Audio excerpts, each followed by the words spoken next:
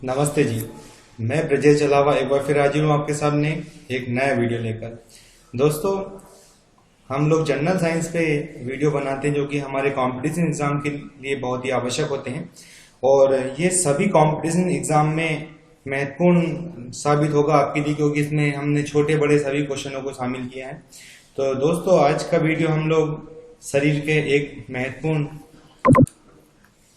भाग पर लेकर आए हैं जो कि हमारा है रक्त यानी कि ब्लड। दोस्तों, हम लोग जानते हैं कि रक्त शरीर का सबसे महत्वपूर्ण भाग होता है, क्योंकि इसके बिना हमारे शरीर में किसी भी पदार्थ का परिवहन नहीं होता, चाहे वह भोज्य पदार्थ हो या फिर हमारी प्राणवायु ऑक्सीजन। इसके बिना हमारे शरीर को पोषक तत्व नहीं मिलेंगे, ऑक्सीजन नहीं मिलेगी, यानी कि शरीर को जीवित रखने के लिए जिन जिन चीजों की आवश्यकता होती है वो सभी में हमारा रक्त सहायक होता है। तो दोस्तों, इसमें हम आज सभी छोटे बड़े पॉइंट लेके आए। सबसे पहले हम लोग लेके आए कि रक्त क्या है, यानी कि अगर रक्त की परिभाषा आप जानना चाहते हैं तो बहुत ही छोटे या कम शब्दों में हम आपको ये सब चीज समझाएंगे, जिस तरह से आप समझते हैं कि गागर में सागर भरने के समान हम एक एक लाइन में उत्तर आपको देंगे, ताकि आपको ये चीज हमेशा याद रहे और आपके लिए ये मददगार साबित होगी आप किसी भी कंपटीशन की जब तैयारी करते हैं। तो पहला पॉइंट हमारा है रक्त क्या है। दूसरा, रक्त का संगठन, रक्त किन किन पदार्थों से मिलकर बना होता है। रक्त प्लाज्मा क्या होता है, रक्त कोशिकाएं क्या होती हैं, हीमोग्लोबिन क्या होता है और रक्त के कार्य क्या है। तो दोस्तों, इन्हीं सभी वीडियो को लेकर आज हम हाजिर हैं। लेकिन अगर आप हमारे चैनल पे पहली बार हैं तो आप हमारे चैनल को सब्सक्राइब, लाइक और शेयर जरूर करिएगा। अगर आपको अच्छा लगता है तो इसमें क्या अच्छा लगता है कमेंट बॉक्स में बताइए। यदि आपको कोई कमी लगती है या सुझाव देना चाहते हैं तो भी आप हमें कमेंट बॉक्स में जाकर कमेंट्स करके बताइएगा। तो चलिए दोस्तों, हम अपना वीडियो शुरू करते हैं। पहला है रक्त का अध्ययन, हीमेटोलॉजी कहलाता है। रक्त का जिस शाखा के अंतर्गत हम अध्ययन करते हैं उसे हम हीमेटोलॉजी कहते हैं। यह एक तरल संयोजी ऊतक होता है। दोस्तों, रक्त क्या है तो हम लोग बताएंगे रक्त एक तरल संयोजी ऊतक है, यानी कि तरल संयोजी मतलब लिक्विड भी है और संयोजी ऊतक से मिलकर कनेक्टिव टिश्यू से मिलकर बना होता है। रक्त का पीएच यानी कि इसका पीएच मान क्या होता है 7.4 होता है और जो कि हल्का क्षारीय होता है। आप लोग जानते हैं दोस्तों कि पीएच वैल्यू जब भी हम लोग याद करते हैं तो उसी से अम्ल और क्षार का हम लोग पता लगाते हैं, क्योंकि 7 से अगर पीएच कम होता है तो वह पदार्थ हमारा अम्ल होता है और यदि पीएच 7 से अधिक होता है तो वह हमारा क्षारीय होता है और 7 हमारा उदासीन होता है। तो जल का पीएच हमारा 7 होता है जो कि उदासीन होता है, और जो हमारा रक्त होता है यानी कि ब्लड होता है उसका पीएच 7.4 यानी कि हल्का सा क्षारीय होता है, क्योंकि 7 उदासीन और 0.4 इसका पीएच ज्यादा होता है। यह जीवों में एकमात्र परिवहन का साधन होता है। दोस्तों, शरीर में परिवहन का एकमात्र साधन हमारा रक्त होता है और रक्त जीव के शरीर के भार का 7 से 8% होता है। यानी कि अगर हम बात करें कि किसी के शरीर में कितना रक्त होगा, वह एनिमल्स हो या ह्यूमन बॉडी की हम लोग बात करें तो 7 to 8% यानी कि 7 से 8% उसमें रक्त होता है। एक साधारण वयस्क व्यक्ति की हम लोग बात करते हैं तो उसमें 5 से 7 लीटर तक रक्त होता है। रक्त का संगठन, दोस्तों रक्त के संगठन का मतलब होता है कि रक्त किन किन पदार्थों से बना होता है। तो रक्त के संगठन की जब भी हम लोग बात करते हैं तो पहले पता होना चाहिए कि रक्त किस रूप में होता है। तो रक्त निलंबन यानी कि सस्पेंशन रूप में होता है। दोस्तों, सस्पेंशन नाम आप लोगों के लिए शायद नया हो, क्योंकि सस्पेंशन क्या होता है कि सस्पेंशन का अर्थ होता है कि वह पदार्थ जो दो रूपी यानी कि 2 फेज से मिलकर बना होता है। 2 फेज कौन कौन से होते हैं, उसमें एक फेज हमारा ठोस होता है जो कि मात्रा में कम होता है और दूसरा फेज हमारा तरल यानी कि लिक्विड होता है जिसकी क्वांटिटी ज्यादा होती है। रक्त भी 2 प्रकार के पदार्थों से मिलकर बना होता है। एक इसमें ठोस भाग होता है जो कि रक्त कोशिकाएं, रक्त कणिकाएं होती हैं, जो कुल रक्त का 45% भाग होती हैं। वहीं पे तरल भाग की अगर हम लोग बात करें तो रक्त तरल भाग में रक्त का प्लाज्मा होता है जो कि 55% कुल रक्त का होता है। ये दोस्तों डायग्राम में आपको समझ में आएगा कि प्लाज्मा, ये तरल भाग में आपको दिख रहा है कि तरल भाग हमने प्लाज्मा को डिनोट किया है, जिसमें 55% प्लाज्मा तरल भाग होता है और बाकी जो 45 भाग होता है उसमें आरबीसी यानी कि लाल रक्त कणिकाएं, डब्ल्यूबीसी यानी कि श्वेत रक्त कणिकाएं और प्लेटलेट्स यानी कि बिंबाणु होते हैं। तो बात करेंगे हम रक्त प्लाज्मा की। तो यह रक्त का 55% भाग होता है। यह एक तरल चिपचिपा हल्के पीले रंग का पदार्थ है। यह पीला रंग बिलिरुबिन और कैरोटीन की उपस्थिति पर निर्भर करता है, यानी कि बिलिरुबिन की मात्रा जितना ज्यादा होगी प्लाज्मा का रंग उतना ही अधिक पीला होगा। प्लाज्मा का 90 से 92% भाग जल होता है। दोस्तों ये बात बिल्कुल आप याद रखिए, क्वेश्चन इस तरह के पूछे आते हैं कंपटीशन में कि प्लाज्मा का पीला रंग किसके कारण होता है, तो बिलिरुबिन और कैरोटीन के कारण होता है। और रक्त का कितना प्रतिशत भाग जल होता है, तो ये क्वेश्चन भी इंपॉर्टेंट है कि 90 से 92% भाग हमारा जल होता है। इसका 8 से 10% भाग ठोस होता है, यानी कि बाकी बचा हुआ भाग इसका ठोस होता है, जिसमें निम्न पदार्थ हमारे होते हैं, जैसे कि प्लाज्मा प्रोटीन। प्लाज्मा में जो प्रोटीन होता है तो 3 प्रकार के प्रोटीन होते हैं, एल्बुमिन, ग्लोब्यूलिन और फाइब्रिनोजेन। इसमें ग्लोबिन 3 प्रकार का होता है, अल्फा, बीटा और डेल्टा। उसी प्लाज्मा में हमारे खनिज लवण होते हैं, जैसे कि potassium, sodium, calcium, iodine, magnesium, cobalt, zinc और सल्फेट। ऐसे कई प्रकार के हमारे शरीर के लिए जो आवश्यक होते हैं वो प्लाज्मा में घुलित अवस्था यानी कि सॉल्यूशन फॉर्म में होते हैं। अगला है पोषक पदार्थ, यानी कि न्यूट्रिएंट। जो भी हम भोजन करते हैं उससे हमें जो ऊर्जा मिलती है वो सब हमारे रक्त में एब्जॉर्ब होता है। तो रक्त में एब्जॉर्ब होने के बाद वो प्लाज्मा में घुल जाता है और सॉल्यूशन फॉर्म में ही प्रत्येक कोशिका तक पहुंचता है, जैसे ग्लूकोज, अमीनो अम्ल, विटामिन आदि सब हमारे रक्त में घुले हुए होते हैं। तीसरा हमारा है कार्बनिक अपशिष्ट, यानी कि जो भी हमारी कोशिकाओं में क्रियाएं होती हैं, जैसे कि हम डाइजेशन की बात करें और रेस्पिरेशन, हमारा जो भी श्वसन वगैरह होता है, उसके बाद जो वेस्ट पदार्थ बनते हैं वह सभी हमारे रक्त प्लाज्मा में घुलकर उत्सर्जी अंगों तक जाते हैं, जैसे कि यूरिक अम्ल, यूरिया, अमोनिया आदि इससे संबंधित हैं। और कुछ विशेष पदार्थ जैसे हार्मोन, एंजाइम या एंटीबायोटिक आदि भी इसमें घुले हुए रहते हैं। अब हम बात करेंगे रक्त कोशिकाएं या कणिकाएं। इनको सेल या कार्पल्स दोनों कहा जाता है। तो हमारी रक्त कोशिकाएं की बात करें तो ये कुल रक्त का 45% भाग होता है।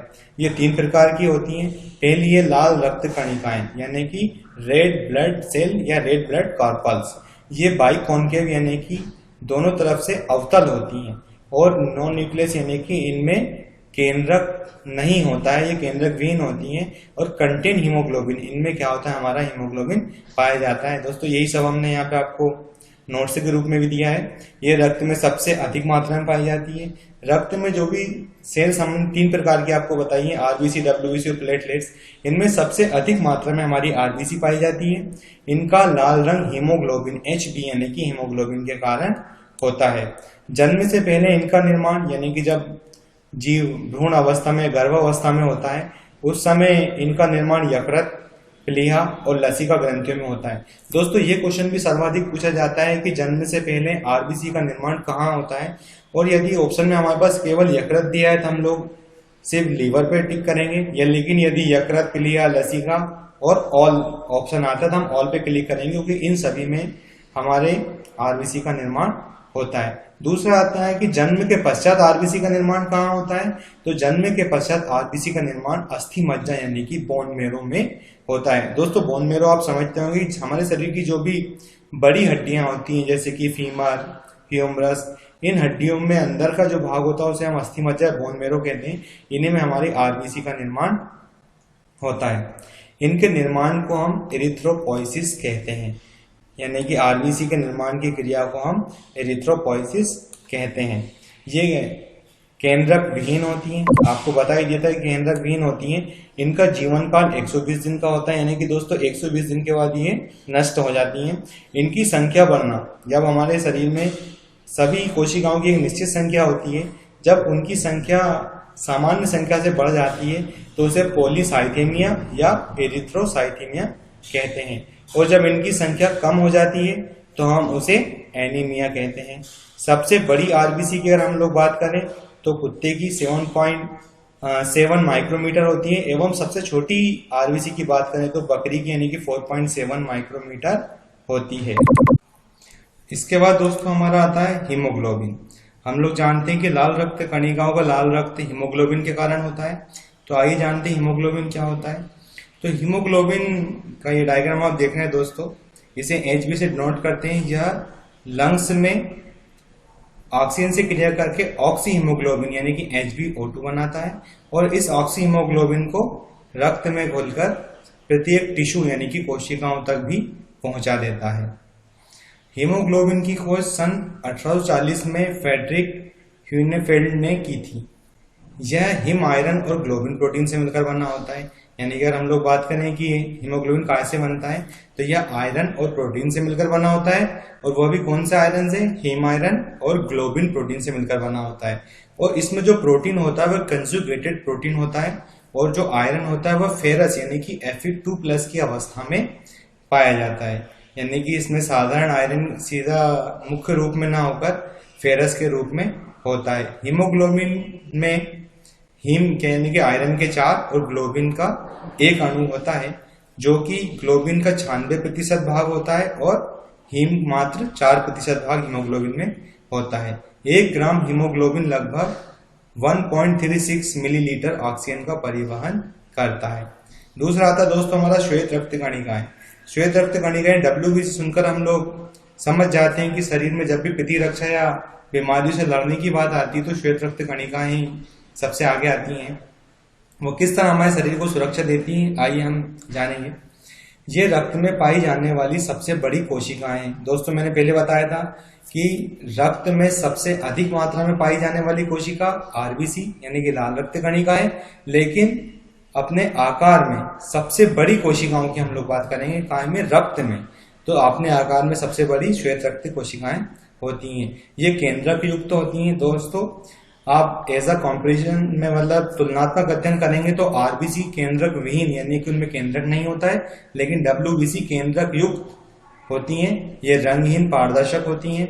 इनकी संख्या बढ़ जाना, जब भी इनकी संख्या बढ़ जाती है तो इसको ल्यूकोसाइटोसिस कहते हैं, और इनकी संख्या घट जाने को ल्यूकोपीनिया कहते हैं। इनकी प्रति मिलीलीटर रक्त में संख्या 5000 से 10,000 होती है। दोस्तों इनका सबसे मुख्य कार्य जो होता है वो हेपेरिन का स्त्रावन करना होता है। यानी कि आप जानते हैं कि हेपेरिन क्या होता है, एकमात्र प्राकृतिक रक्त स्कंदन रोधी यानी कि एंटीकोगुलेंट होता है। दोस्तों हम लोग देखते हैं कि जैसे शरीर के बाहर रक्त आता है तो रक्त का थक्का बन जाता है यानी कि रक्त जम जाता है, लेकिन हमारे जो वेन्स हैं यानी कि हमारी शिरा धमनियों में रक्त नहीं जमता। उसका जो कारण होता है वो हेपेरिन होता है, क्योंकि हेपेरिन रक्त में रहता है जो कि रक्त को थक्का बनने से रोकता है, और ये हेपेरिन का स्त्रावन हमारी WBC यानी कि श्वेत रक्त कणिकाओं से होता है। दूसरा कार्य दोस्तों WBC एंटी हिस्टामिन का स्त्रावन भी करती है। हिस्टामिन आप लोग जानते हैं कि जब भी हमारे शरीर में कोई भारी पदार्थ आता है तो हमारे शरीर से हिस्टामिन का सीक्रेशन यानी कि स्त्रावन होता है, जिसको हम लोग एलर्जी कहते हैं। तो जब भी हमारे शरीर में इस तरह की घटनाएं होती है तो यहाँ पे एंटी हिस्टामिन का स्त्रावन WBC करती है तो और हमें एलर्जी से बचाती है। ये 2 प्रकार की होती है दोस्तों। एक होता है ग्रेनुलोसाइट और दूसरा होता है अग्रेनुलोसाइट।